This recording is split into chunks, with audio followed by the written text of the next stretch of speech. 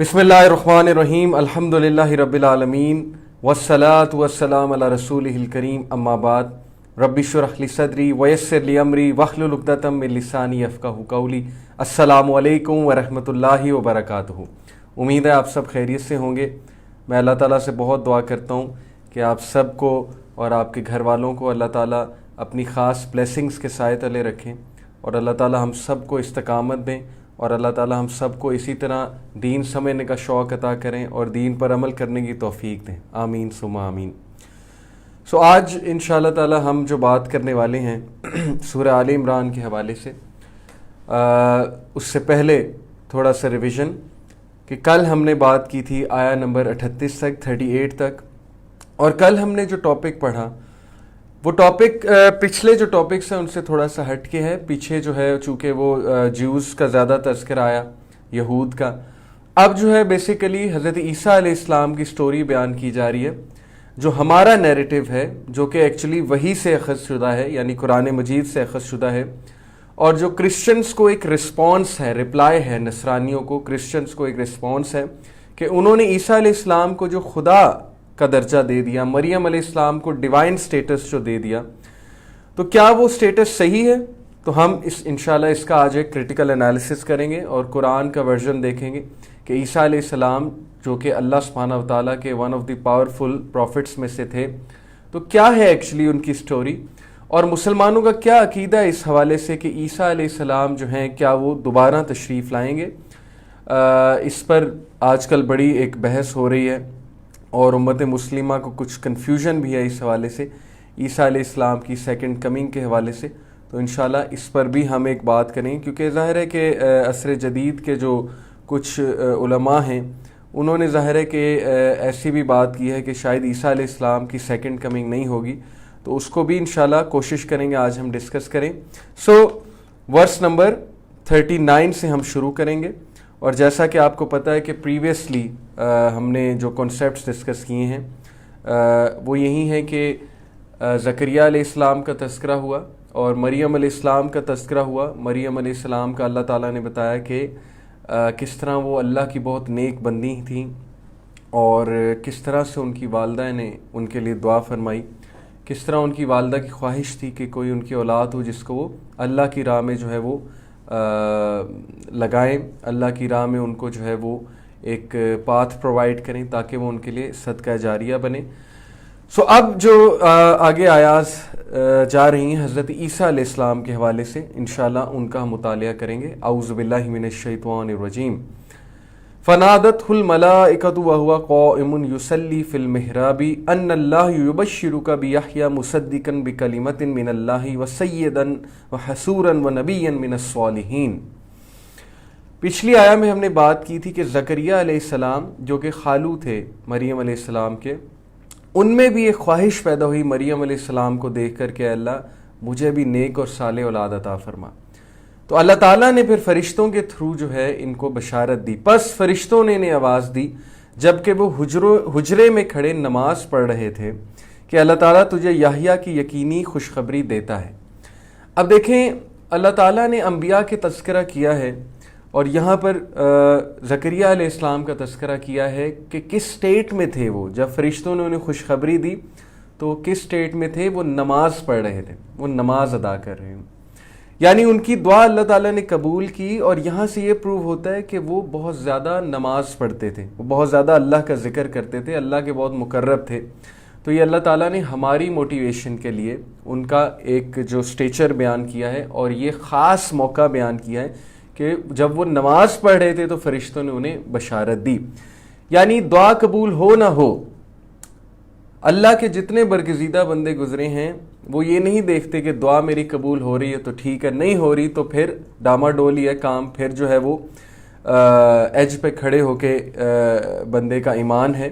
جیسا کہ میں آپ کو ایک آیت سناتا ہوں، چیپٹر نمبر 22 سورہ حج کی، غالباً آیت نمبر 10 ہے یا غالباً 11 ہے۔ جی، سورہ حج chapter 22 verse number 11. وَمِنَ النَّاسِ مَنْ يَعْبُدُ اللَّهَ عَلَى حَرْفٍ فَإِنْ أَصَابَهُ خَيْرٌ أَطْمَأَنَّ بِهِ وَإِنْ أَصَابَتْهُ فِتْنَةٌ انقلب عَلَى وَجْهِهِ خَسِرَ الدُّنْيَا وَالْآخِرَةَ ذَلِكَ هُوَ الْخُسْرَانُ الْمُبِينُ.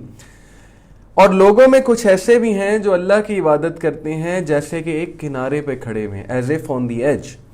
If he is touched by good, اگر تو ان کو خیر پہنچ رہا ہے, he is reassured by it, تو پھر وہ پختہ ہو جاتے ہیں ایمان میں, پھر وہ عبادت اور کرتے ہیں, پھر وہ اچھے بن جاتے ہیں. But if he is struck by a trial, لیکن اگر انہیں کوئی اللہ کی طرف سے مشکل آ جائے, کوئی ٹرائل آ جائے, یا اپنی طرف سے کوئی ڈیسیجن غلط لے بیٹھے اور پھر کوئی مشکل آ گئی, کسی مشکل میں ڈال لیا اپنے آپ کو, he turns on his face to the other direction, تو پھر وہ منہ پھیر لیتا ہے, یعنی عبادت سے منہ پھیر لیتے ہیں اور باغی ہو جاتے ہیں اور طرح طرح کی باتیں بنانے لگتے ہیں, نیگیٹو ہو جاتے ہیں, کڑوے ہو جاتے ہیں, بٹر ہو جاتے ہیں. He has lost this world and the hereafter. تو ایسا انسان جو کہ ایج پہ کھڑے ہو کے اللہ کی عبادت کر رہا ہے کہ جب تک تو اچھائی آ رہی ہے تو زبردست واہ واہ چیریٹی بھی ہو رہی ہے, واہ واہ عبادت بھی ہو رہی ہے, لیکن جیسے ہی کوئی ٹیسٹ آیا, کوئی ٹرائل آیا, کوئی حالات تھوڑے سے ڈاؤن ہوئے, اسی وقت ایمان جو ہے ڈاؤن گیا, نمازیں بھی چھوٹ گئیں, دعائیں بھی چھوٹ گئیں, اور زندگی میں ایک مایوسی بھی آ گئی, پروکریسٹینیشن بھی آ گئی, لیزینس بھی آ گئی, اور پھر شکوے شکایات بھی آ گئے. تو اللہ کہتے ہیں خسر الدنیا والآخرہ, اس نے کھو دیا, اس نے خسارہ کر دیا دنیا میں بھی اور آخرت میں بھی. دنیا میں خسارہ کیسے ہے کہ دنیا میں اللہ سے باغی ہو گیا, یعنی مایوس ہو گیا, یا کفر بھی کر بیٹھا.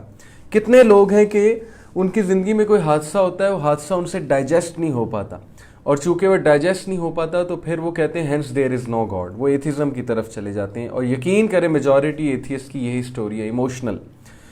ذالک هو الخسران المبین, that is what is the manifest loss. اور یہ ہے بہت ہی کلیئر کٹ لاس کہ دنیا میں دیکھیں اگر اللہ آپ کی ایکویشن سے نکل گیا, اگر اللہ آپ کی لائف سے نکل گیا تو سب کچھ ختم ہو گیا. میرے ایک دوست تھے, ان کے والد کی ڈیتھ ہوئی, تو ان کا جو چھوٹا بھائی تھا وہ والد کے ڈیتھ کو ایبزارب نہیں کر سکا, ڈائجسٹ نہیں کر سکا. یعنی اتنی اچانک وہ ڈیتھ تھی کہ ظاہر ہے کہ وہ انکار بھی کرنے لگ گیا. شروع میں تو اس نے یقین ہی نہیں کیا, والد کی ڈیتھ ہو گئی, لیکن ظاہر ہے کہ اتنا بڑا شوق تھا کہ وہ کئی عرصے تک جو ہے بے یقینی کے عالم میں رہا, اور الٹیمیٹلی پھر جو ہے اس نے ریبیلین اختیار کیا, یعنی وہ ریبیلیس سائڈ پر گیا اور اللہ تعالیٰ سے ناراضگی شو کرنے لگا, اور طرح طرح کی عجیب و غریب باتیں بنانے لگا کہ یہ اللہ تعالیٰ نے میرے ساتھ کیوں کیا وغیرہ وغیرہ. بہت بڑا حادثہ ہے, نو ڈاؤٹ. یہ ایک بہت بڑا غم ہوتا ہے کہ انسان کے ماں یا باپ میں سے کوئی ایک یا دونوں, جب انسان لڑکپن میں ہوتا ہے تبھی اللہ کو پیارے ہو جائے, اللہ تعالیٰ انہیں بلا لے. تو بہرحال مجھے بتایا انہوں نے کہ ایسا ہے, تو میں نے اس سے بات کی, تو میں نے اسے ایک ہی بات کی جو اس کو سمجھ لگ گئی. میں نے کہا کہ دیکھو اس طرح غم کر کے, اس طرح پروکریسٹینیٹ کر کے, اور اس طرح بہت زیادہ ڈپریشن میں جا کے والد تو واپس آنے نہیں والے, اور اس طرح مایوسی کی باتیں کر کے اور اللہ تعالیٰ کو کرٹیسائز کر کے بھی وہ واپس نہیں آنے والے, ظاہر ہے. اور اللہ سے اگر تم کچھ اچھی امید لگاؤ گے اور صبر اختیار کرو گے, جیسے ہمارے نبی صلی اللہ علیہ وسلم نے تو اپنے والد کو دیکھا تک نہیں تھا, تو اللہ سے اگر تم صبر لگاؤ گے اور اچھی امید لگاؤ گے تو کل کو اللہ تعالیٰ تمہیں ان سے بہت اچھی حالت میں ملوائیں گے بھی جنت میں, اور تم ان کے لیے صدقہ جاریہ بنو. اب تو یہ کیا بات ہوئی کہ تم اپنے آپ کو بھی ٹارچر کر رہے ہو ڈپریشن میں جا کے, تم اپنی صحت بھی ڈاؤن کر رہے ہو, اور تیسری بات کہ تم اللہ کی ناراضگی بھی مول لے رہے ہو اللہ کو کرٹیسائز کر کے. تو فائدہ کیا ہو رہا ہے؟ نہ والد واپس آ رہے ہیں, نہ وہ لاس پورا ہو رہا ہے, اور دنیا میں بھی لاس ہو رہا ہے, اور آخرت کا لاس تو پھر بہت ہی بڑا ہے. تو یہ بات اسے سمجھ لگ گئی. تو میں جو آپ سب کو سمجھانا چاہتا ہوں اس بات کو سمجھنے کی کوشش کریں کہ زندگی میں جتنے بھی لاسز ہوتے ہیں, دیکھیں ہر انسان کی زندگی میں کوئی نہ کوئی لاس اللہ رب العالمین نے لکھا ہوا ہے, لیکن اس کا یہ مطلب نہیں کہ جسٹ بیکاز ایک لاس آ گیا ہے تو انسان جو ہے مایوسی کی طرف چلا جائے.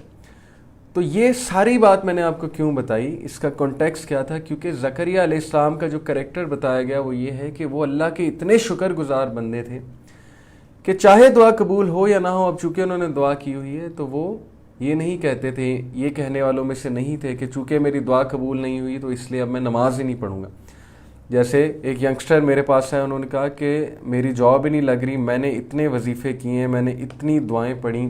یہ بھی ایک الگ کنسیپٹ ہے وظیفے پڑھنا. لوگ جاتے ہیں دوسروں کے پاس، وہ انہیں ایک وظیفہ بتا دیتے ہیں، پتہ نہیں خود سے بتا دیتے ہیں، حدیث سے ثابت ہوتا ہے کہ نہیں ہوتا ہے. یہ ایک الگ ڈسکشن ہے کہ اتنی بار 1000 بار یہ پڑھ لو یا یہ کر لو تو تمہاری جاب لگ جائے گی. اور جب جاب نہ لگے تو پھر کس کی طرف نیگیٹو تھنکنگ جائے گی؟ اللہ کی طرف، کہ انہوں نے تو کہا تھا مولوی صاحب نے کہ وظیفہ پڑھوں گا جاب لگ جائے گی، اب جاب نہیں لگی. جب جاب نہیں لگی تو پھر میں نمازیں کیوں پڑھوں؟ کلیئرلی انہوں نے کہا کہ میں پہلے نمازیں پڑھتا تھا، میرا نمازیں پڑھنے کا دل ہی نہیں کرتا، نہ میرا دعا کرنے کا دل کرتا ہے کیونکہ میرا کام ہی نہیں ہو رہا. تو میں نے انہیں کہا کہ یہ جو غریب ہے جو فٹ پاتھ پہ سوتا ہے، اس کو تو کھانے کو نہیں ملتا دو وقت کا صحیح سے یا 3 وقت کا صحیح سے، تو یہ نمازیں پڑھنا چھوڑ دے یا یہ کفر کر بیٹھے. تو یہ جو فلسفہ ہمارا بن چکا ہے عبادت کا کہ عبادت کچھ پانے کے لیے ہے، یہ بہت غلط فلسفہ. اور آئی ڈونٹ نو کہ سم ہاؤ کہاں پہ مسٹیک ہوئی ہے کہ ہماری یوتھ کو، ہمارے نوجوانوں کو اللہ کی عبادت کا کنسیپٹ یہ گیا ہے کہ اللہ کی عبادت کچھ حاصل کرنے کے لیے کی جاتی ہے، اپنی کو خواہش منوانے کے لیے کی جاتی ہے، یعنی خوش کیا جاتا ہے اللہ کو اور پھر اللہ تعالیٰ جو ہے دعائیں قبول کرتا ہے. تو یہ ایک لحاظ سے تو میں یہ کہہ سکتا ہوں کہ ظاہر ہے جو اللہ تعالیٰ کے جتنا قریب ہوگا اس کی دعا میں اتنا افیکٹ ہوگا. یہ تو بات ٹھیک ہے جنرلی اسپیکنگ، لیکن یہ کوئی رول نہیں ہے کہ جو بندہ بہت نمازیں پڑھ رہا ہے تو 100% اس کی ساری دعائیں ہی قبول ہوں گی. نماز بیسیکلی اللہ کی عبادت ہے. ہم اللہ رب العالمین کو اللہ کا رائٹ دے رہے ہیں کہ وہ خدا ہیں، وہ رب ہیں، رب العالمین ہیں، گاڈ ہیں، he deserves to be worship. چاہے دعا قبول ہو یا نہ ہو، چاہے وہ چیز ملے یا نہ ملے جو ہم چاہتے ہیں، ہم عبادت کریں گے، ہم اللہ رب العالمین کے آگے سجدہ ریز ہوں گے جیسے انبیاء تھے. جیسے کہ اسی طرح جو ایک نبی تھے جو بہت سخت بیمار ہوئے اور اس حد تک بیمار ہوئے کہ ان کے اپنی فیملی والے ان سے دور چلے گئے تھے. تو دیکھیے کہ انہوں نے تو اللہ تعالیٰ سے مایوسی کا اظہار نہیں کیا، انہوں نے تو جو ہے وہ کفریہ کلمات اپنی زبان سے ادا نہیں کیے. انہوں نے تو یہ نہیں کہا کہ چونکہ اب میں بیمار ہو چکا ہوں بہت زیادہ تو لہٰذا اب میں اللہ کی عبادت ہی نہیں کروں گا. تو اللہ کے برگزیدہ بندے جو ہوتے ہیں وہ اللہ رب العالمین سے اپنا تعلق مزید مضبوط کرتے جاتے ہیں ٹیسٹ اور ٹرائلز میں. یہ ہے سیکھنے والی بات. تو زکریہ علیہ السلام کا جو اس وقت ہمارے سامنے فگر ہے وہ یہ ہے کہ جب فرشتوں نے انہیں آواز دی تو وہ اپنے حجرے میں کھڑے نماز پڑھ رہے تھے، یعنی اللہ کو یاد کر رہے تھے کہ اللہ تعالیٰ تجھے یحییٰ کی یقینی خوشخبری دیتا ہے. ان کے بیٹے کا نام حضرت یحییٰ علیہ السلام، جن کی ڈیٹیل سٹوری سورہ مریم میں آئی ہے، آپ لوگ وہاں سے پڑھ سکتے ہیں. یہاں پر جو یحییٰ علیہ السلام کی خوشخبری دیتا ہے، اللہ تعالیٰ کے کلمے کی تصدیق کرنے والا، سردار، ضابط نفس اور نبی ہے نیک لوگوں کا. یہ یحییٰ علیہ السلام کی کوالٹیز بتائی جا رہی ہیں. کیا؟ سیدن و حسورن و نبیًا من الصالحین، کہ سید ہے یعنی کہ کلمے کی تصدیق کرنے والا ہے، سردار ہے، ضابط نفس اور نبی ہے نیک لوگوں کا. ٹھیک ہے، یہ ہے کوالٹیز ان کے. اللہ کے کلمے کی تصدیق سے مراد حضرت عیسیٰ علیہ السلام کی تصدیق ہے. یہاں پر جو کہا گیا کہ اللہ کے کلمے کی تصدیق کرنے والا، یعنی عیسیٰ علیہ السلام کو سپورٹ کرنے والے ہیں، ان کی تصدیق کرنے والے. وہ حضرت یحییٰ حضرت عیسیٰ علیہ السلام سے بڑے ہوئے، دونوں آپس میں خالہ زاد تھے، دونوں نے ایک دوسرے کی تائید کی. ٹھیک ہے، یہ ہے یہاں سے ایکچولی مراد. قال ربی ان یکون لی غلام وقد بلغنی الکبر وامرأتی عاقر قال کذالک اللہ یفعل ما یشاء. کہنے لگے اے میرے رب میرے ہاں بچہ کیسے ہوگا، میں بالکل بوڑھا ہو گیا ہوں اور میری بیوی بانجھ ہے. فرمایا اسی طرح اللہ تعالیٰ جو چاہے کرتا ہے. یعنی آپ امیجن کریں کہ انہوں نے اللہ سبحانہ و تعالیٰ سے دعا کی اور جب ان کی دعا قبول ہوئی تو انہیں خود یقین نہیں آ رہا تھا کہ واقعی یہ ہو گیا. یعنی کتنا زبردست وہ مومنٹ ہوگا کہ آؤٹ آف ایکسائٹمنٹ انہوں نے کہا. یقین انہیں پورا تھا کہ ان کی دعا قبول ہوگی، کیونکہ ان کے الفاظ سورہ مریم میں آتے ہیں کہ اے میرے رب میں کبھی تجھ سے دعا کر کے مایوس نہیں ہوا. لیکن اکثر ایسے ہوتا ہے کہ انسان ایک ایسی دعا کرتا ہے جو انسان کے سب کانشیس میں ہوتا ہے کہ ایک امپاسبل سی چیز ہے، لیکن وہ بہت امید لگا کے اللہ سے دعا کرتا ہے اور جب وہ چیز اسے ریالٹی بنتی نظر آتی ہے، اپنی آنکھوں سے دکھتی نظر آتی ہے، یہ وہی لوگ فیل کر سکتے ہیں میری بات جنہوں نے اللہ سے بہت پرزور انداز میں، بہت مخلص انداز میں ایک دعا کی، اور کرتے گئے اور آخر کار انہیں ان کی دعا قبول ہوتی نظر آئی. تو وہ اس بات سے ریلیٹ کر سکتے ہیں کہ جب وہ قبول ہوتی نظر آتی ہے تو انسان کو خود یقین نہیں ہوتا کہ سبحان اللہ یہ دعا قبول ہو رہی ہے، اور یہ اس کی ایکسائٹمنٹ ہوتی ہے.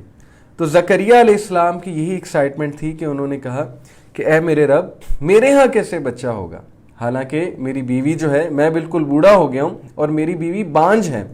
فرمایا اسی طرح اللہ تعالیٰ جو چاہے کرتا ہے. اس سے ایک پوائنٹ اخذ ہوا کہ جو اللہ سے حسن ظن لگاتا ہے اور جو دعا میں جلد بازی نہیں کرتا ہے، میں آپ کو حدیث سنا رہا ہوں کہ جو دعا میں جلد بازی نہیں کرتا. جلد بازی سے کیا مراد ہے کہ ایک شخص کہے میں نے دعا کی قبول ہی نہیں ہوئی، میں نے دعا کی قبول ہی نہیں ہوئی، سب کو جا کے بتاتا پھرے کہ میری دعا قبول ہی نہیں ہوئی. تو وہ شخص ظاہر ہے کہ اللہ تعالیٰ کی گڈ بکس میں نہیں ہوتا. دعا کے لیے پیشنس بہت درکار ہے، دعا کے لیے حسن ظن درکار ہے کہ بے شک اللہ بہترین دے گا، اور جب اللہ قبول کرتا ہے تو پھر وہ اس طرح سے دیتا ہے کہ کوئی انسان امیجن بھی نہیں کر سکتا. پھر وہ ہر چیز جو ہے وہ سیدھی کر کے دیتا ہے، ایک ایک چیز، یعنی ایکسلنس کے لیول پہ جا کے آپ کی دعا آپ کو قبول ہوتی نظر آتی ہے. اس لیے اللہ رب العالمین کے بارے میں پازیٹیو الفاظ کہنا، پازیٹیو الفاظ سوچنا اور حسن ظن رکھنا یہ ہمارے ایمان کا حصہ ہے. اور انبیاء چونکہ اللہ سے بہت حسن ظن رکھتے تھے، امید کی پیک تھی ان کی دعا، اسی لیے ان کی دعائیں قبول بھی ہوتی تھی اور انہوں نے اپنی آنکھوں کے سامنے میریکلز ہوتے دیکھے. قال ربی اجعل لی آیا قال آیتک الا تکلم الناس ثلاثۃ ایام الا رمزا واذکر ربک کثیرا وسبح بالعشی والابکار. کہنے لگے پروردگار میرے لیے اس کی کوئی نشانی مقرر کر دیں. یعنی اب یہ ایسی چیز تھی جو ایک میریکل تھا، ایک امپاسبل سی چیز تھی، تو اس لیے انہوں نے اللہ سبحانہ وتعالیٰ سے ایک نشانی درکار کی کہ اس کی نشانی کیا ہوگی. اس دعا کے قبول ہونے کی نشانی یہ ہے کہ 3 دن تک تو لوگوں سے بات نہ کر سکے گا، صرف اشارے سے سمجھائے گا. تو اپنے رب کا ذکر کثرت سے کر اور صبح و شام اس کی تسبیح بیان کر. بڑھاپے میں معجزانہ طور پر اولاد کی خوشخبری سن کر اشتیاق میں اضافہ ہوا اور نشانی معلوم کرنی چاہیے. اس کی تفسیر ہے، اللہ تعالیٰ نے فرمایا کہ 3 دن کے لیے تیری زبان بند ہو جائے گی. یہ بس اللہ تعالیٰ کی طرف سے ایک نشانی تھی. اس کے پیچھے کیا حکمت تھی اس میں جانے کی ضرورت نہیں ہے، بس یہ اللہ تعالیٰ نے ہمیں بتایا کہ اس طرح اللہ تعالیٰ انبیاء سے ڈیل کرتے رہے، جو ہماری طرف سے بطور نشانی ہوگی، لیکن تو اس خاموشی میں کثرت سے صبح و شام اللہ کی تسبیح بیان کیا کر. یہ انہیں حکم تھا کہ خاموشی ہو جائے گی 3 دن کے لیے، یعنی تو بولنا بند ہو جائے گا، لیکن صرف ذکر اذکار کر سکیں گے، کثرت سے صبح و شام اللہ کی تسبیح بیان کر سکیں گے، تاکہ اس نعمت الہی کا جو تجھے ملنے والی ہے شکر ادا ہو. یہ گویا سبق دیا گیا کہ اللہ تعالیٰ تمہاری طلب کے مطابق تمہیں مزید نعمتوں سے نوازے، تو اسی حساب سے اس کا شکریہ بھی زیادہ سے زیادہ کرو. جیسے اللہ تعالیٰ نے قرآن مجید میں ہی کہا نا کہ جو میرا شکریہ ادا کرے گا اسے میں مزید دوں گا. تو یہ بھی ایک بڑا فلسفہ ہے کہ شکر گزاری جو ہے یہ بھی پوری ایک فلسفی ہے کہ شکر گزاری میں حکمت کیوں ہے. جیسے کہ لقمان علیہ السلام کے بارے میں اللہ تعالیٰ نے کہا وَلَقَدْ آتَيْنَا لُقْمَانَ الْحِكْمَةَ أَنِ اشْكُرْ لِلَّهِ، بے شک ہم نے لقمان کو حکمت عطا فرمائی، سینگ کہا أَنِ اشْكُرْ لِلَّهِ، اللہ کا شکر ادا کر. تو یہ حکمت میں سے ہے شکر گزاری، کیونکہ جو بندہ اللہ کا شکر ادا کرتا ہے اللہ تعالیٰ اسے مزید انکریز کرتا ہے نعمتوں میں. تو شکر کرنے والے جو ہیں وہ بھی بہت کم ہوتے ہیں. یہ بھی قرآن کی آیا ہے کہ بے شک بہت کم لوگ جو ہے وہ اللہ تعالیٰ کا شکر ادا کرتے ہیں. زیادہ تر جو ہے وہ شارٹ ٹیمپرڈ ہوتے ہیں، زیادہ تر جو ہے وہ نگڑلی ہوتے ہیں، زیادہ تر جو ہے جلد باز ہوتے ہیں. وہ زندگی کے ایک واقعے پر جو ہے رونے بیٹھ جاتے ہیں اور بگر کانٹیکس میں نہیں دیکھتے کہ یہ واقعہ مجھے مزید سٹرونگ کر رہا ہے، یہ واقعہ مجھے اللہ کے مزید قریب کر رہا ہے، یہ واقعہ ایک چانس ہے کہ میں اللہ تعالیٰ کے مزید قریب ہو جاؤں. میں آپ کو مثال دیتا ہوں. اس وقت کووڈ-19 کی وجہ سے جو سچویشن ہم سب پر مسلط ہے، شاپنگ مالز بند ہیں، فضول خرچی بند ہے، ریسٹورنٹس بند ہیں، اور وہ افطار پارٹیز جن میں بہت سا کھانا ضائع ہوتا تھا وہ بھی قدر حد تک بند ہیں. اسی طرح دیکھیں انوائرمنٹ کتنا کلین ہو گیا، آج کل سکائی دیکھیں کتنا جو ہے وہ کلیئر نظر آتا ہے. اسی طرح دیکھیں مئی کا مہینہ آ گیا اور کتنی گرمی ہے، وہ گرمی نہیں ہے جو ایکچولی مئی کے مہینے میں ہوتی ہے. تو انوائرمنٹ کتنا کلین اور کتنا جو ہے ہمیں وہ کہہ لیں کہ ماڈریٹ ٹیمپریچر جو ہے انوائرمنٹ کا ہمیں دکھ رہا ہے. اب اس سب سے سیکھنے کی بات کیا ہے؟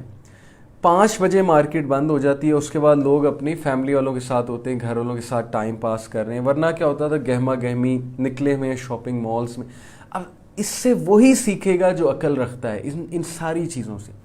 لیکن جیسے یہ لاک ڈاؤن ختم ہوگا، وہ لوگ جو اس سے کچھ لیسن نہیں لیا، جن کی زیرو لرننگ تھی اس سارے پروسیس سے، وہ دوبارہ اسی لائف سٹائل پہ چلے جائیں گے. تو یہی بات ہے اصل میں کہ عبرت وہی لوگ پکڑتے ہیں ٹیسٹ اور ٹرائل سے جو سوچنے والے ہیں، جو شکر کرنے والے ہیں. ہمیں شکر اللہ کا کرنا چاہیے کہ بہت خیر بھی ہے ان سارے معاملات میں. دیکھیں مجھے ایک بھائی بتا رہے تھے کہ پہلے جو ہے وہ صبح مارکیٹ کھلتی تھی کوئی 11-12 بجے اور رات 10 بجے وہ گھر آ رہے ہوتے تھے. اب وہ لوگ جو ہے 7-8 بجے مارکیٹ کھول دیتے ہیں، ان کی ایک دکان ہے، اور 3-4 بجے وائنڈ اپ کر دیتے ہیں سارا. تو کہتے ہیں برکت بھی محسوس ہوتی ہے. لیکن وہ یہ اس لیے کہہ رہے ہیں کیونکہ وہ اسلامی مائنڈ سیٹ کے ہیں، وہ سوچنے سمجھنے والے ہیں. میرا اصل میں پوائنٹ یہ ہے کہ ٹیسٹ اور ٹرائل سے ایکچولی انسان کو اللہ کے مزید قریب ہونا چاہیے اور اللہ کا شکر کرنا چاہیے. ہر چیز ہر حال میں اللہ رب العالمین کا شکر کرنا چاہیے.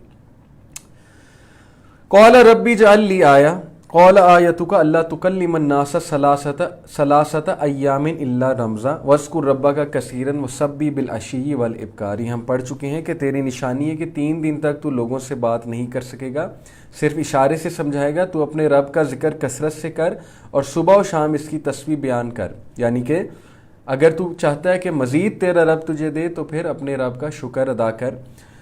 وَإِذْ قَالَتِ الْمَلَائِكَةُ يَا مَرْيَمُ إِنَّ اللَّهَ اصْطَفَاكِ وَطَهَّرَكِ وَاصْطَفَاكِ عَلَى نِسَاءِ الْعَالَمِينَ.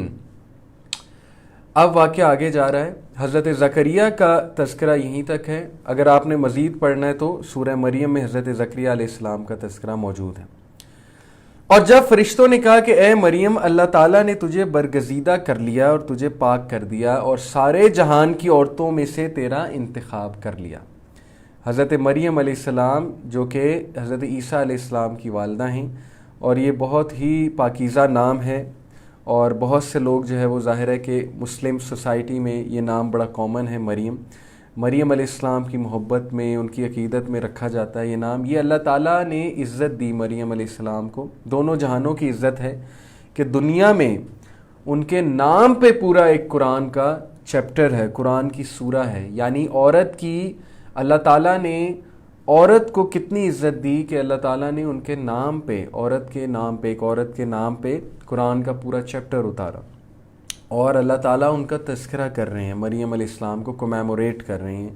تو فرشتوں نے کہا اے مریم، اللہ تعالیٰ نے تجھے برگزیدہ کر لیا اور تجھے پاک کر دیا اور سارے جہان کی عورتوں میں سے تیرا انتخاب کر لیا. حضرت مریم علیہ السلام کا شرف و فضل ان کے اپنے زمانے کے اعتبار سے ہے، کیونکہ صحیح حدیث میں حضرت مریم علیہ السلام کے ساتھ حضرت خدیجہ رضی اللہ عنہا کو بھی خیر النسائہا، سب عورتوں میں بہتر کہا گیا. اور بعض حدیث میں 4 عورتوں کو کامل قرار دیا گیا ہے. تو یہ سسٹرز کے لیے ہے کہ 4 عورتیں جو آپ کی آئیڈیل ہونی چاہیے، جن کی سیرہ یا جن کی جتنی بھی ڈیٹیل آپ پڑھ سکیں، آپ کو ریسرچ کرنی چاہیے، پڑھنی چاہیے وہ کون کون ہیں. حضرت مریم علیہ السلام 4 بہترین عورتیں دنیا کی، یہ حدیث ہے. حضرت آسیہ فرعون کی بیوی، حضرت خدیجہ رضی اللہ تعالیٰ عنہ اور حضرت عائشہ رضی اللہ تعالیٰ عنہ. اور حضرت عائشہ رضی اللہ عنہ کی بابت کہا گیا ہے کہ ان کی فضیلت دیگر تمام عورتوں پر ایسے ہے جیسے سرید کو تمام کھانوں پر فوقیت حاصل ہے. اور ترمذی کی روایت میں حضرت فاطمہ رضی اللہ تعالی عنہا بنت محمد صلی اللہ علیہ وسلم کو بھی فضیلت والی عورتوں میں شامل کیا گیا ہے، ترمذی کی روایت کے مطابق، اور جنت کی سرداروں میں سے بھی.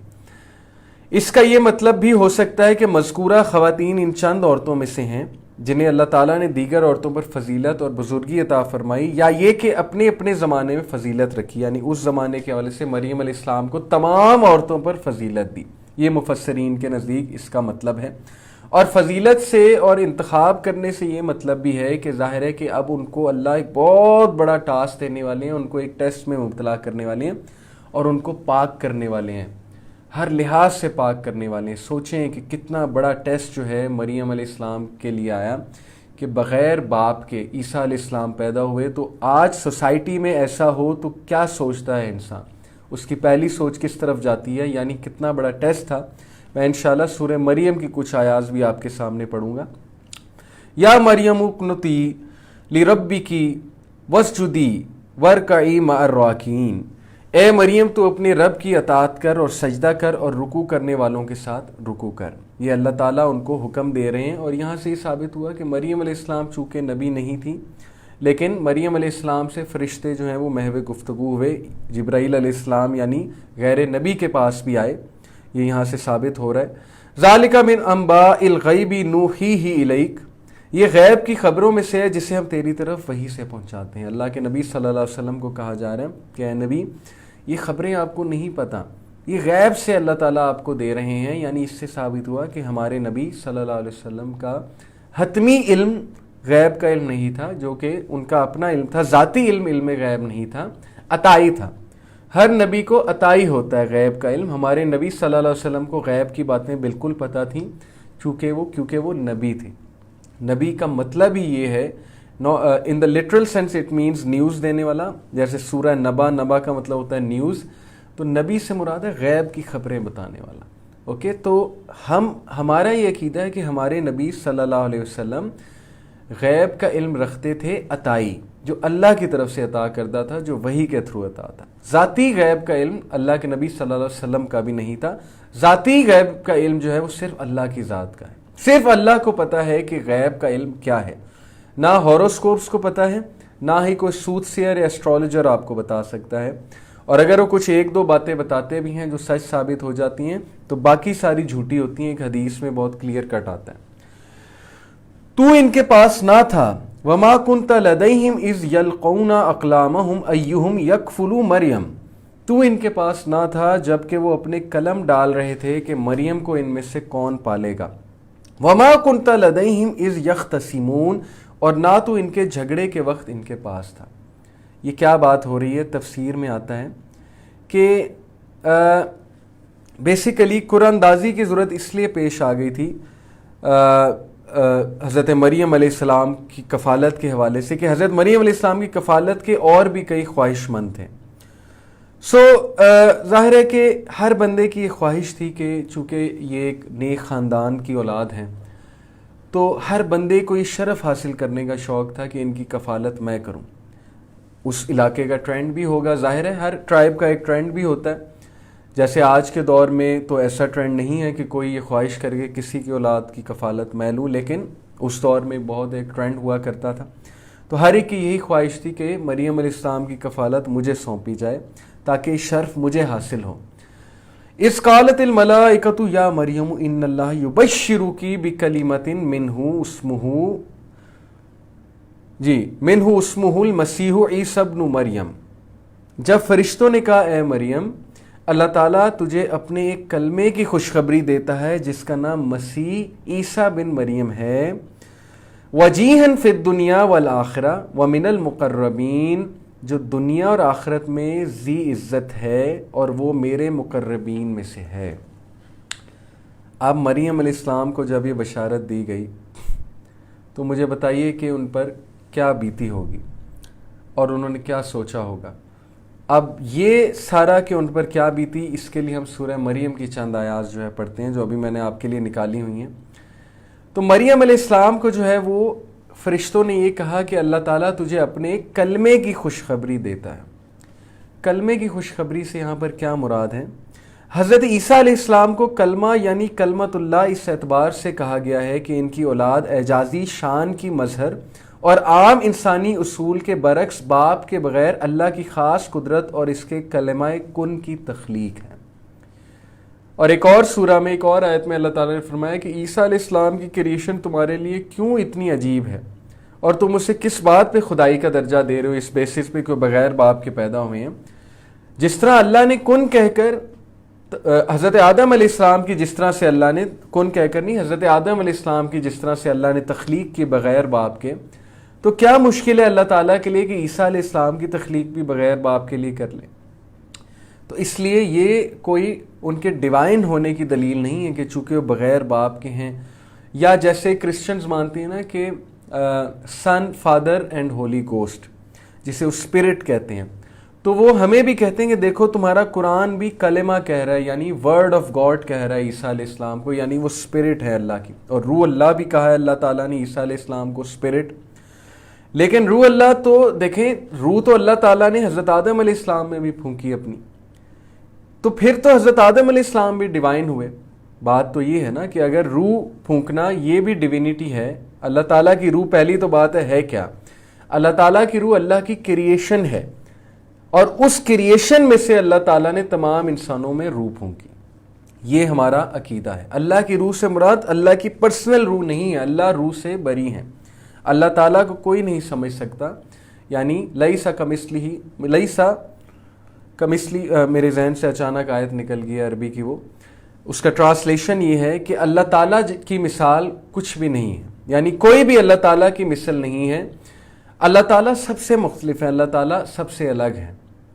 تو بتانے کا آپ کو مقصد یہ ہے کہ چونکہ عیسیٰ علیہ السلام کے حوالے سے الوہیت کا جو ہے وہ اقرار کرتے ہیں کرسچنز، اور یہ کلیم کرتے ہیں کہ عیسیٰ علیہ السلام جو ہے وہ خدا کے بیٹے ہیں، بیگاٹن سن ہیں، اور ان کا پورا عقیدہ جو ہے، پورا کا پورا جو ان کا ریلیجن ہے، وہ اس عقیدے پر ہے کہ عیسیٰ علیہ السلام ایکچولی خدا کی انکارنیشن ہے، خدا خود عیسیٰ کی شکل میں دنیا میں آئے، اور انہوں نے اپنے آپ کو سیکریفائس کیا سولی پہ چڑھا کر، تاکہ وہ اس اوریجنل سن کا خود کفارہ دے سکیں، جو آدم علیہ السلام سے ہوا تھا، انسانوں کے باپ سے ہوا تھا جو گناہ، اس گناہ کی سزا وہ خود بھگت سکے، خدا خود آ کے کفارہ دے، تاکہ ہیومینٹی کو سیکریفائس کا درس دے اور ہیومینٹی کو پاک کر دے اس کارڈینل سن سے، اس گناہ سے۔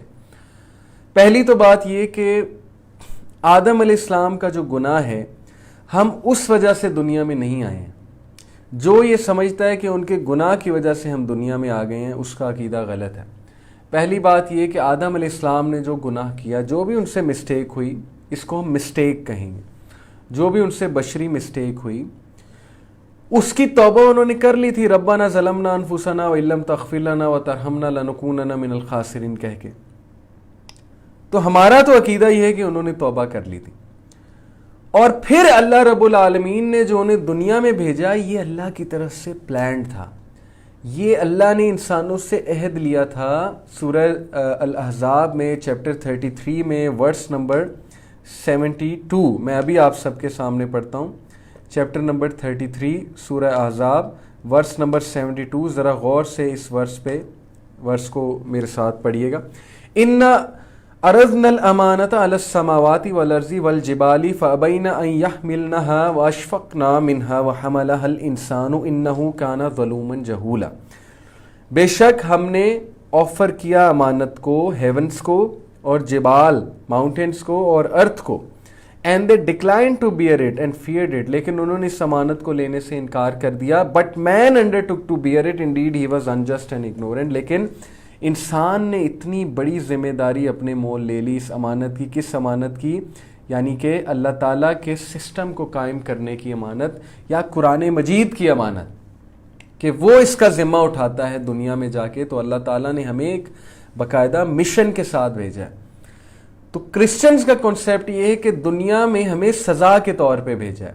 مسلمان کا عقیدہ یہ ہے کہ سزا کے طور پہ نہیں بھیجا ہے، ٹیسٹ اور ٹرائل کے لیے یہاں پر بھیجا ہے، تاکہ انسان اپنے جوہر کا مظاہرہ کر سکے۔ اب ایک مووی ہے، اس مووی میں کوئی ویلن نہیں ہے، کوئی ایول نہیں ہے، کوئی کام کرنے کے لیے نہیں ہے، تو ہیرو کا اس مووی میں کیا کام ہے؟ کوئی بندہ ہیرو بنے گا اس مووی میں؟ تو اس دنیا میں ہم آئے ہیں جہاں پر ٹیسٹ بھی ہیں، ٹرائلز بھی ہیں، ایول بھی ہے۔ جیسے آج کے دور میں کون ہیرو بنے گا؟ کیا آپ سب جو ہے وہ گھٹنے ٹیک دیں گے ایول سسٹم کے آگے، یا آپ کچھ اپنے جوہر اندر کے دکھائیں گے، ذرا طاقتور بن کے دکھائیں گے، مضبوط بن کے دکھائیں گے، اور برائی کے خلاف کھڑے ہونے کی کچھ نہ کچھ جستجو کریں گے جتنی آپ کر سکتے ہیں اپنی استطاعت کے مطابق؟ تو کیا آپ ہیرو بن کے دکھائیں گے، اپنے جوہر دکھائیں گے، یا آپ جو ہے وہ اس سسٹم کے آگے گھٹنے ٹیک دیں گے؟ یہ ہے ٹیسٹ اور ٹرائل۔ کیا آپ جسٹس کو قائم کریں گے دنیا میں، دنیا کو ایک خوبصورت جگہ بنانے کی کوشش کریں گے، اللہ تعالیٰ کے احکامات خود بھی اپنائیں گے، دوسروں کو بھی ان کی ترغیب دیں گے, اچھائی کی ترغیب دیں گے, انصاف کی ترغیب دیں گے, یا آپ بھی دوسروں جیسے بن جائیں گے. یہ ہے ٹیسٹ اور ٹرائل. تو ہمارا عقیدہ, ہمارا فلسفہ حیات بہت کرسٹل کلیئر ہے. ہم یہاں آئے ہیں اپنے جوہر دکھانے. ہم نے امانت لی, ہم نے کہا ہم جا کر قرآن کا ذمہ لیتے ہیں, ہم دنیا کو جو ہے وہ صحیح اسٹیبلش کریں گے. جنہوں نے فساد مچایا, ہم جا کر دنیا کا سسٹم جو ہے وہ برقرار رکھیں گے, دنیا کو اچھے سے چلائیں گے. تو اللہ تعالیٰ نے ہمیں مشن دے کر بھیجا ہے. جہاں تک آدم علیہ السلام کی سٹوری ہے, وہ توبہ کر چکے, ان کا گناہ معاف بھی ہو گیا, اور پھر اللہ رب العالمین نے انہیں یہاں پر بھیجا زمین پہ, اور تمام انسانیت جو ہے وہ ان کی اولاد ہے. ہمارا یہ عقیدہ ہے. اور اس کی دلیل میں آپ کو بتا دیتا ہوں. صحیح بخاری کی حدیث ہے. محمد صلی اللہ علیہ وسلم نے ایک بار, حضرت محمد صلی اللہ علیہ وسلم نے صحابہ کو ایک پورا واقعہ بیان کیا, اور بڑا مسکرا کر بیان کیا, اور آپ لوگوں کے لیے بڑی حیران کن بات ہوگی جو ابھی میں آپ کو بتانے لگا ہوں. موسیٰ علیہ السلام چونکہ جلیل القدر نبی تھے, اور موسیٰ علیہ السلام جو ہے ان کی طبیعت میں ظاہر سوال کرنا بھی تھا, تو موسیٰ علیہ السلام نے ایک بار اللہ رب العالمین سے خواہش ظاہر کی کہ حضرت آدم سے تو ذرا میری ملاقات کرائیں, میرے کچھ سوالات ہیں. تو اللہ تعالیٰ نے حضرت آدم علیہ السلام سے برزخ میں موسیٰ علیہ السلام کی ملاقات کرائی. تو موسیٰ علیہ السلام نے حضرت آدم علیہ السلام سے کویسچن کیا. پہلے تو وہ کنورسیشن ہے پوری, میں اس کو شارٹ کر کے آپ کو بتاتا ہوں کہ موسیٰ علیہ السلام نے حضرت آدم سے کہا کہ کیا آپ آدم ہیں جو تمام انسانوں کے باپ ہیں؟ تو انہوں نے مسکرا کر جواب دیا کہ ہاں. پھر ان کا کہ بیٹے کیا تم موسیٰ ہو, بنی اسرائیل والے موسیٰ؟ تو موسیٰ علیہ السلام نے کہا جی, یعنی ان کی نسبت بنی اسرائیل سے کی. تو موسیٰ علیہ السلام نے حضرت آدم علیہ السلام سے سوال پوچھا ان شارٹ کہ آپ نے جو اس درخت سے جو بھی کھایا اور اس کی وجہ سے جو ہے وہ انسان دنیا میں آئے, اس کانٹیکسٹ بتا رہا ہوں حدیث کا, ایگزیکٹ الفاظ نہیں کیونکہ ابھی میرے سامنے حدیث موجود نہیں ہے. تو اس کی وجہ سے مجھے بنی اسرائیل سے ٹیکل کرنا پڑ رہا ہے. اور نبی صلی اللہ علیہ وسلم مسکرا رہے تھے, حدیث بتاتے کہ موسیٰ علیہ السلام نے کہا کہ آپ کی وجہ سے بنی اسرائیل جیسی جو ہے ڈھیٹ قوم اور اس طرح کی قوم جنہوں نے مجھے بہت تنگ کیا, ان سے مجھے ڈیل کرنا پڑ رہا ہے. تو آدم علیہ السلام مسکرائے, اور آدم علیہ السلام نے جواب دیا کہ بیٹے تم اپنی کتاب پڑھتے ہو, یعنی جو صحیفے جو بھی کتاب ہے جو اللہ نے تمہیں دی ہے تم پڑھتے ہو؟ تو موسیٰ علیہ السلام نے جواب دیا جی. تو آدم علیہ السلام نے کہا کیا سمجھ لگی ہے تمہیں وہ پڑھ کے؟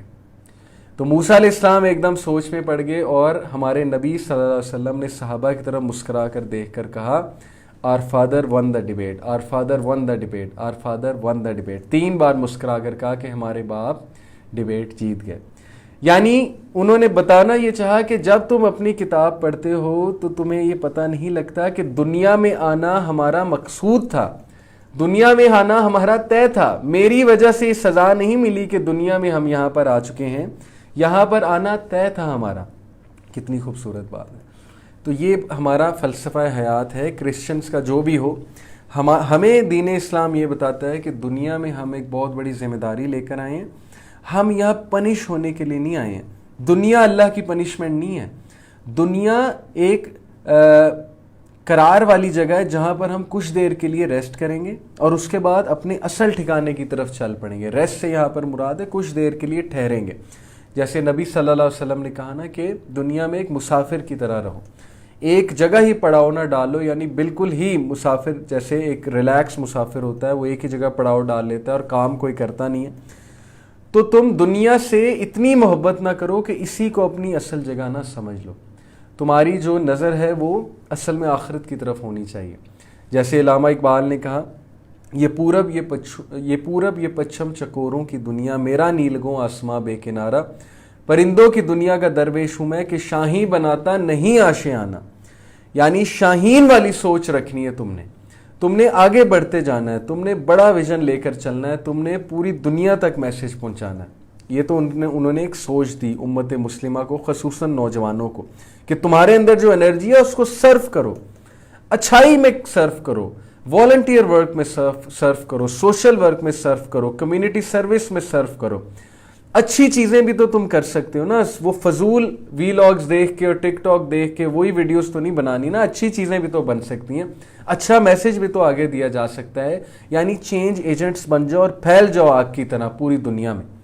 اور تمہاری وجہ سے دنیا میں ایک امید قائم رہے گی، مسلمان کی وجہ سے۔ یقین کریں جب تک مسلمان ہے اور جب تک وہ مسلمان اسلامی فلسفہ حیات کے مطابق چل رہا ہے تو پوری دنیا کو امید ہے کہ اچھائی زندہ رہے گی۔ ادروائز یہ سیٹینک فورسز جو ہیں اگر ان کا بس چلے تو یہ ہم سب کو جو ہے وہ کافر بنا دیں اور نیست و نابود کر دیں، لیکن اللہ سبحانہ و تعالیٰ ہی plans, they plan, Allah too plans and Allah is the best of planner, تو اللہ کی بھی پلاننگ ہے۔ تو یہ نوجوان ہی ہیں جس سے امید ہے کہ وہ اٹھیں گے اور وہ کچھ کریں گے۔ تو میں آپ سب کو یہ بتا رہا تھا کہ ہمارا فلسفہ حیات بہت کلیئر ہے، ہم یہاں پر دنیا میں ایک مقصد سے آئے ہیں۔ کرسچنز کا فلسفہ حیات ہے کہ ہم پنشمنٹ کے مطابق آئے ہیں، اور وہ پنشمنٹ اس اوریجنل سن کی ہے جو آدم علیہ السلام نے کیا، اور اس کا خمیازہ، اس کا کفارہ خود ہی خدا نے دیا سولی پہ چڑھ کے۔ اور یہ بہت ہی مزے کا خیز سا ایک عقیدہ ہے، لیکن میں آپ کو بتاتا چلوں کہ اللہ تعالیٰ نے اس مسکنسیپشن کو، اس غلط عقیدے کو رد کیا ہے، جو ابھی ہم آگے آیاز پڑھیں گے۔ لیکن اس سے پہلے مریم علیہ السلام کے حوالے سے کچھ آیاز میں آپ کے سامنے پڑھنا چاہتا ہوں۔ آیت نمبر 14 آنورڈز پڑھوں گا سورہ مریم کی۔ اللہ تعالیٰ حضرت مریم علیہ السلام کے بارے میں فرماتے ہیں جی، آیت number 16، And mention in the book the story of Maryam علیہ السلام when she withdrew from her family to a place towards the east۔ اب انہیں جب یہ ظاہر ہے when she got pregnant تو وہ اپنی فیملی سے withdraw کر گئیں اور ایسٹ کی طرف گئیں۔ And she took in seclusion from them a screen. Then we sent to her our angel and he represented himself to her as a well proportioned man۔ تو جبرائیل علیہ السلام ان کی طرف آئے ایک خوبصورت انسان کی شکل میں۔ She said, Indeed, I seek refuge in the most merciful from you, so leave me if you should be fearing of Allah۔ یہ میں نے کہا کہ پریگننسی کے بعد کی بات ہے، تو اس کو میں کریکٹ کر لوں کہ یہ ابھی پریگننسی نہیں ہوئی، یہ پہلے کی بات ہے۔ اور جبرائیل علیہ السلام ان کے پاس آئے تو وہ ایک دم سے ڈر گئیں، یعنی ظاہر ہے کہ جب ایک مرد داخل ہوا تو نون محرم کو دیکھ کر وہ ایک دم سے ڈر گئیں حیا کی وجہ سے، اور ان کا میں اللہ تعالیٰ سے ریفیوج لیتی ہوں تمہارے حوالے سے۔ He said, I am only the messenger of your Lord to give you news of a pure boy۔ Ghulam زکیہ، ایک پیور، ایک پاک غلام کی، غلام سے یہاں پر مراد ہے بوائے، ایک پاک لڑکے کی بشارت تمہیں دیتا ہوں۔ He said, How can I have a boy while no man has touched me and I have not been unchaste؟ کس طرح سے مجھے اولاد ہو سکتی ہے، بیٹا ہو سکتا ہے، جبکہ کسی نے مجھے نہیں چھوا ہے اور نہ ہی میں نے کوئی غلط کام کیا ہے۔ He said, Thus it will be, your Lord says, it is easy for me and we will make him a sign to the people and a mercy from us and it is a matter already decreed۔ یہی ہوگا، تمہارا رب کن کا کلمہ کہہ کر کچھ بھی کرتا ہے اور تمہیں وہ بیٹا ہوگا، وہ تمہارے لیے، اور وہ اللہ تعالیٰ کی طرف سے سائن ہوگا لوگوں کے لیے، اور اللہ کی طرف سے رحمت ہوگا، اور یہ معاملہ آلریڈی ڈکری کر دیا گیا اللہ کی طرف سے۔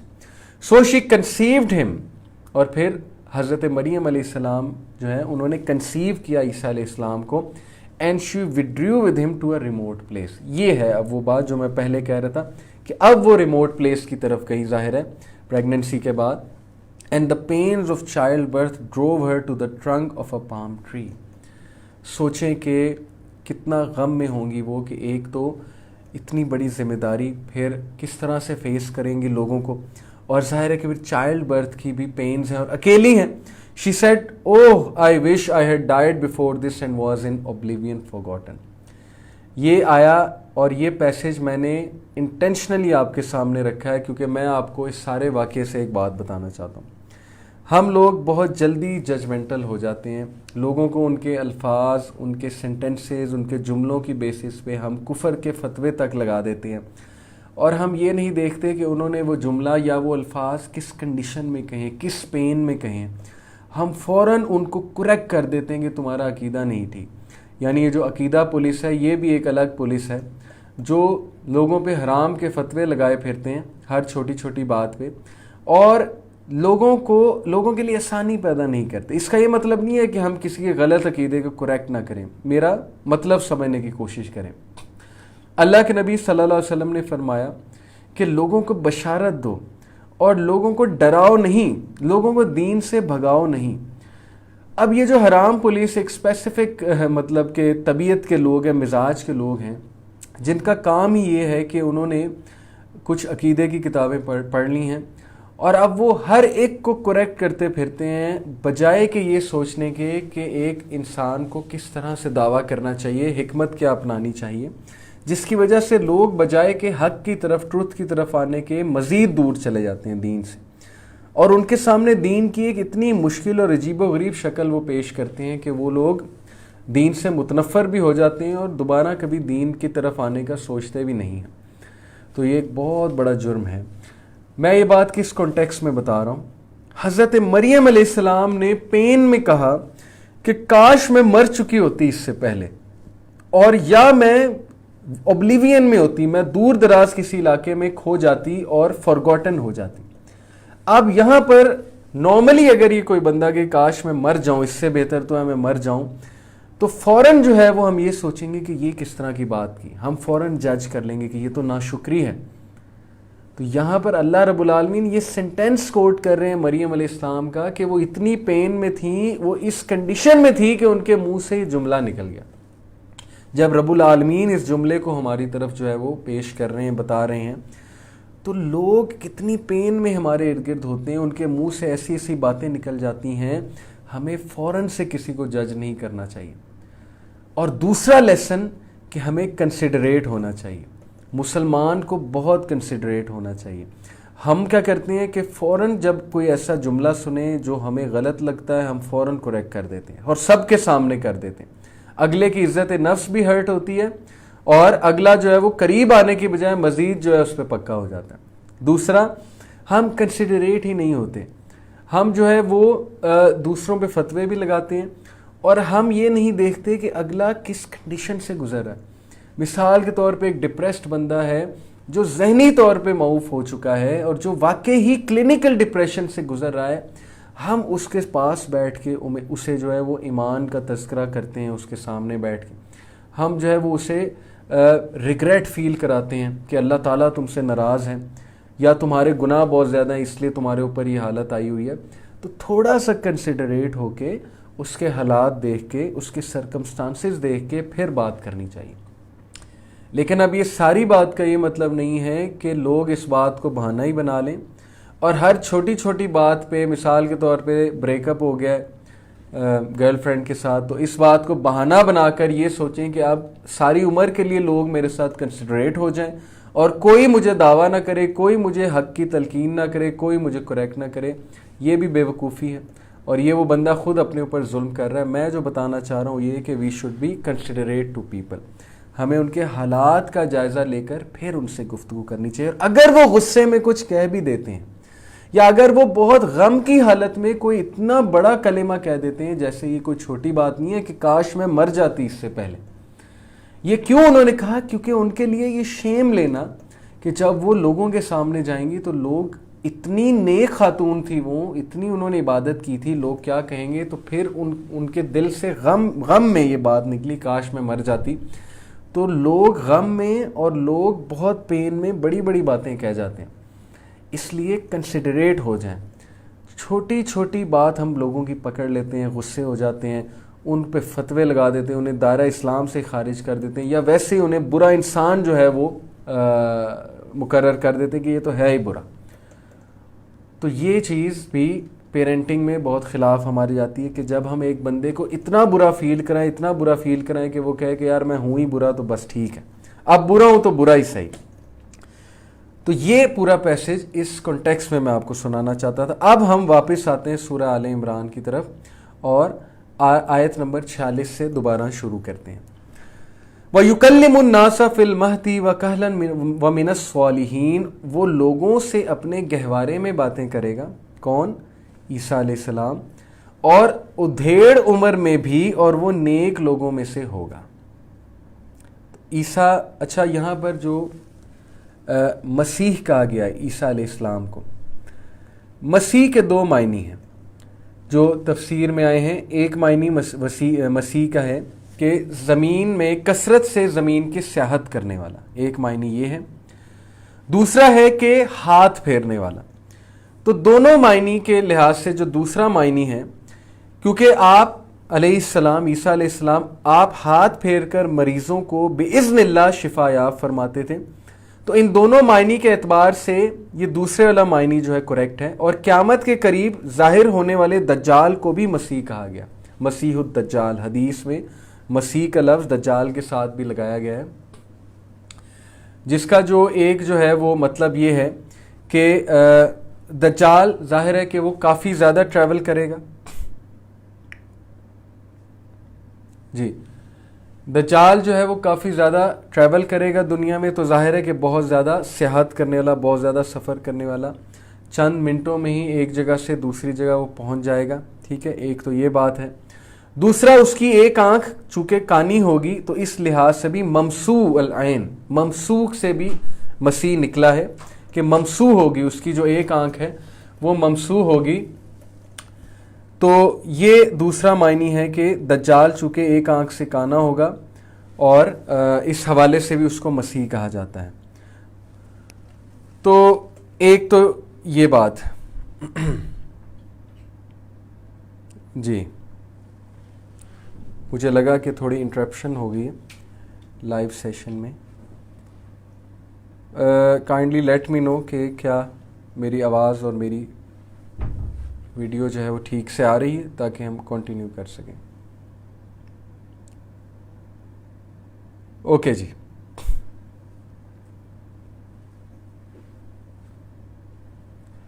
دوسری بات یہ کہ ٹھیک ہے جی, جزاک اللہ خیر.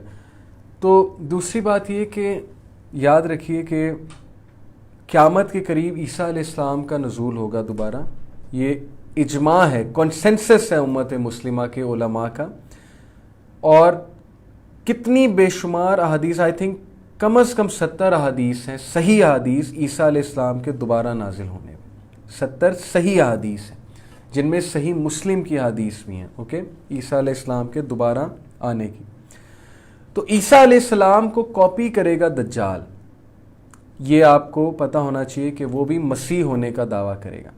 اور چونکہ یہودیوں نے موسیٰ علیہ السلام کے بعد, سلیمان علیہ السلام کے بعد عیسیٰ علیہ السلام کو قبول نہیں کیا, نہ ہی اللہ کے نبی صلی اللہ علیہ وسلم محمد صلی اللہ علیہ وسلم کو قبول کیا ہے, تو وہ جس مسیح کا انتظار کر رہے ہیں وہ دجال ہے, ان کا مسیح دجال ہے.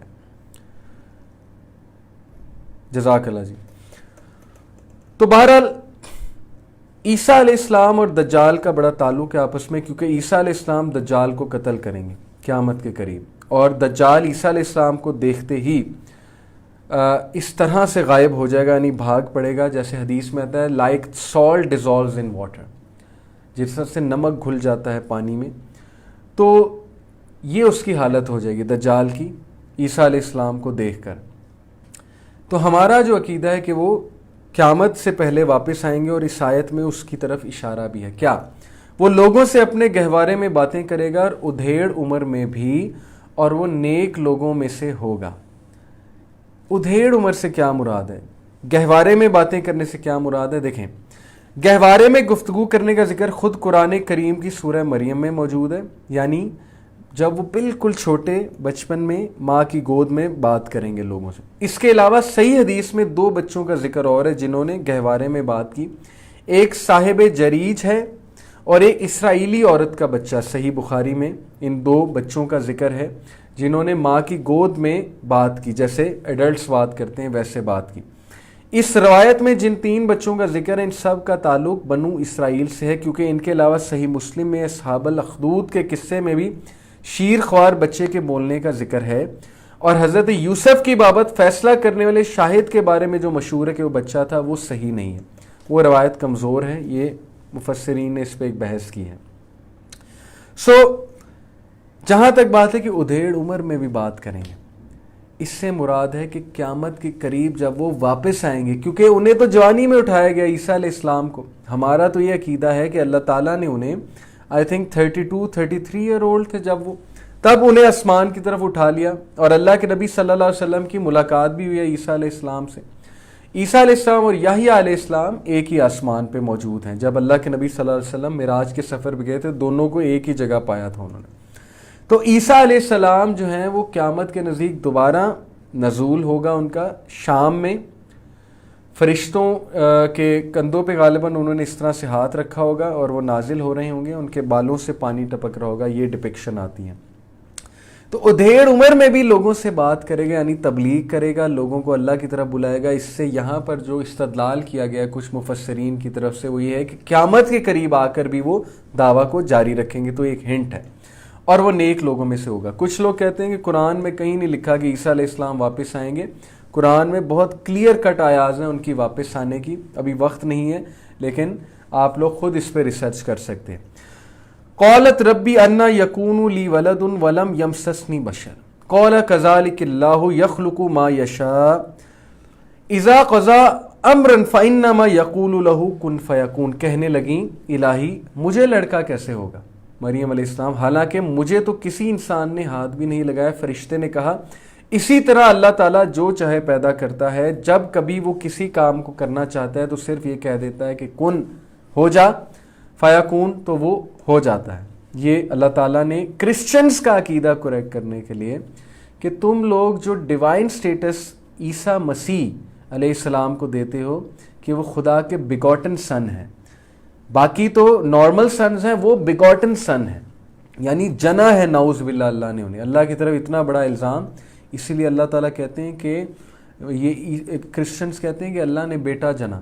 یہ قرآن مجید کی آئی تھنک سورہ مائدہ کی آیت ہے یا شاید سورہ نساء کی آیت ہے، مجھے ابھی ایگزیکٹ ریفرنس نہیں یاد، کہ وہ کہتے ہیں کہ اللہ نے بیٹا جنا، تو اللہ تعالیٰ کہتے ہیں کہ اس بات کو سن کر آسمان جو ہے پھٹ جائے اور زمین جو ہے وہ چیر جائے، یعنی تم نے اتنا بڑا کلمہ کہہ دیا، تم نے اتنی بڑی بات کہہ دی کہ تمہیں خود نہیں پتا۔ اور سورہ کہف میں کبرت کلمۃ تخرج من افواہہم ان یقولون الا کذبا، تم نے اتنی بڑی بات کر دی ہے، اتنا بڑا جھوٹ تم نے باندھ دیا ہے کہ آفت آ جائے گی بہت بڑی۔ یہ سورہ کہف میں اللہ تعالیٰ نے کہا کہ ان کے منہ سے جو کلمہ نکل رہا ہے بہت بڑی بکواس ہے۔ یہ ہے اصل میں اس کی ٹرانسلیشن، کہ اتنا بڑا الزام اللہ پہ کہ اللہ نے بگاٹ کیا ایک سن کو، بگیٹ کیا اللہ تعالیٰ نے، بگاٹن سن ہے، اللہ کوئی زیب نہیں دیتا، اللہ تعالیٰ خالق ہے۔ مریم علیہ السلام کے بطن سے اللہ رب العالمین نے عیسیٰ علیہ السلام کو پیدائش دی، اور بغیر باپ کے جو دی یہ اللہ کا معجزہ ہے، اور اللہ کن کہتے ہیں اور کن کے کلمے سے ان کی پیدائش ہوئی، جس سے صاحب اسی لیے اللہ تعالیٰ نے ان کو اپنا کلمہ کہا، یعنی ورڈ آف اللہ کہا۔ تو یہ ہمارا عقیدہ ہے۔ کرسچنز کا جو عقیدہ ہے اس کو ہمیں درست کرنا چاہیے، یہ آیات سنا کے ان کو دعویٰ کرنا چاہیے، کیونکہ نجران کے جو کرسچن آئے تھے، میں نے آپ کو پہلے ہی بتایا کہ ان کے لیے یہ آیات جو ہے وہ نازل ہوئی تھی کہ اللہ کے نبی صلی اللہ علیہ وسلم اس اپروچ کے ساتھ انہیں دعویٰ کریں۔ وَيُعَلِّمُهُمُ الْكِتَابَ وَالْحِكْمَةَ وَالتَّوْرَاةَ وَالْإِنْجِيلَ، اللہ تعالیٰ اسے لکھنا اور حکمت اور تورات اور انجیل سکھائے گا۔ یہاں سے کیا مراد ہے؟ کتاب سے مراد کتابت یعنی لکھنا ہے، جیسا کہ ترجمے میں اختیار کیا گیا، یا انجیل و تورات کے علاوہ کوئی اور کتاب ہے جس کا علم اللہ تعالیٰ نے انہیں دیا۔ یہ قرطبی کی روایت سے ثابت ہے ایک بات حدیث میں۔ یا تورات و انجیل الکتاب اور الحکمہ کی تفسیر ہے، کتاب اور حکمت سے مراد تورات اور انجیل ہے یہاں پر۔ تو اللہ تعالیٰ کہتے ہیں ان کے بارے میں کہ اسے لکھنا اور حکمت اور تورات اور انجیل سکھائے گا۔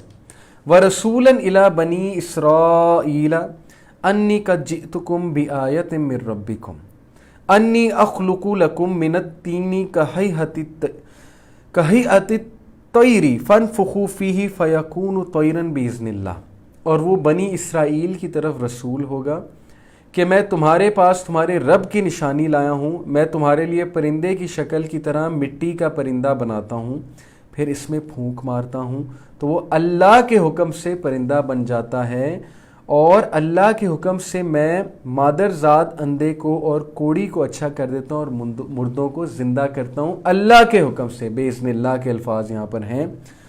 وَأُنَبِّئُكُم بِمَا تَأْكُلُونَ وَمَا تَدَّخِرُونَ فِي بُيُوتِكُمْ إِنَّ فِي ذَلِكَ لَآيَةً لَكُمْ إِن كُنتُمْ صَادِقِينَ إِن كُنتُم مُؤْمِنِينَ، اور جو کچھ تم کھاؤ اور جو اپنے گھروں میں ذخیرہ کرو میں تمہیں بتا دیتا ہوں، اس میں تمہارے لیے بڑی نشانی اگر تم ایمان لانے والے۔ یہ حضرت عیسیٰ علیہ السلام کے چند معجزات ہیں جو اللہ تعالیٰ نے عیسیٰ علیہ السلام کو دیے۔ کیا کیا ہیں وہ معجزات؟ دیکھیے، یہاں پر پہلی بات ہے کہ وہ پرندے کا مجسمہ ایک بناتے ہیں، پرندے کی شکل کی جو ہے وہ ایک ظاہر مٹی سے وہ اس کا پتلا بناتے ہیں، اور پھر اللہ کے اذن سے اس میں جان بھر دیتے ہیں۔ یہاں پر بات ہوئی اللہ تعالیٰ کے اذن سے، یعنی قادر اللہ ہی ہے، زندگی اور موت پہ قادر اللہ تعالیٰ ہی ہے۔ اور پھر جہاں تک بات ہے کہ مردوں کو زندہ کرنے کے حوالے سے، تو وہاں بھی باذن اللہ کہا کہ اللہ کے حکم سے ہے، جو بھی معجزہ میرے تھرو ہو رہا ہے یہ اللہ کے حکم سے ہے، اور تمام انبیاء کو اللہ تعالیٰ نے کوئی نہ کوئی معجزات عطا فرمائے ان کے دور کے مطابق۔ جیسے حضرت موسیٰ علیہ السلام کے دور میں جادو پیک پہ تھا تو انہیں اس سے متعلق معجزات عطا فرمائے۔ حضرت عیسیٰ علیہ السلام کے دور میں طب پیک پہ تھا، میڈیسن، ان کے حوالے سے معجزات فرمائے کہ وہ کوڑ کے مرض کو ٹھیک کر دیتے تھے، اندھے کو ٹھیک کر دیتے تھے اور وہ لوگوں کو بتاتے تھے کہ وہ گھر میں کیا رکھ کے آئیں یا کر کے آئیں ہیں۔ ظاہر ہے اللہ تعالیٰ کی طرف سے انہیں علم تھا۔ اور ہمارے نبی صلی اللہ علیہ وسلم کے دور میں چونکہ شاعری پیک پہ تھی، عرب شاعری، عربز بہت پراؤڈ تھے اپنی عربی زبان پہ، تو اس لیے قرآن اٹ سیلف ایک پورا کا پورا جو ہے وہ معجزہ ہے۔ تو یہ ان کے بارے میں اللہ تعالیٰ نے بتایا کہ عیسیٰ علیہ السلام کے یہ جو ہیں وہ معجزات تھے۔ وَمُصَدِّقًا لِمَا بَيْنَ يَدَيَّ مِنَ التَّوْرَاةِ وَلِأُحِلَّ لَكُمْ بَعْضَ الَّذِي حُرِّمَ عَلَيْكُمْ وَجِئْتُكُمْ بِآيَةٍ مِّن رَّبِّكُمْ فَاتَّقُوا اللَّهَ وَأَطِيعُونِ۔ اور میں تورات کی تصدیق کرنے والا ہوں جو میرے سامنے ہے، اور میں اس لیے آیا ہوں کہ تم پر بعض وہ چیزیں حلال کروں جو تم پر حرام کر دی گئی ہیں، اور میں تمہارے پاس تمہارے رب کی نشانی لایا ہوں، اس لیے تم اللہ تعالیٰ سے ڈرو اور میری فرما برداری کرو۔